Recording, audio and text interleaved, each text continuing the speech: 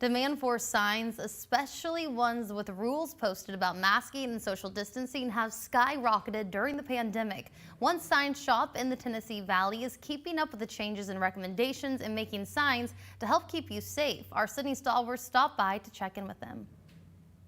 As mandates expire and COVID updates are issued out, the safety signs you see across the Tennessee Valley have to match up with those recommendations. Fast Signs in Huntsville has been making sure the message is clear throughout the pandemic. As we've learned this past year, signage is really the most essential way of spreading a message. Alabama's statewide mask mandate is expected to expire April 9th. Fast Signs is anticipating a need for more masking signs by local businesses once that happens. And they're careful to make sure the policy on each sign is clear for everyone.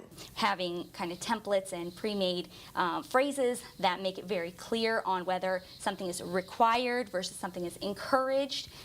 That way there's less gray area, less issues of conflict. The CDC changed its recommendation for fully vaccinated people. Now they say it's safe for vaccinated people to gather indoors with other people who've had their vaccine or even people who haven't, as long as they're not considered high risk. We're kind of anticipating a lot of the safety signage to be updated with things such as proof of vaccination being required. That's something we're kind of anticipating. The demand for signs has changed over time.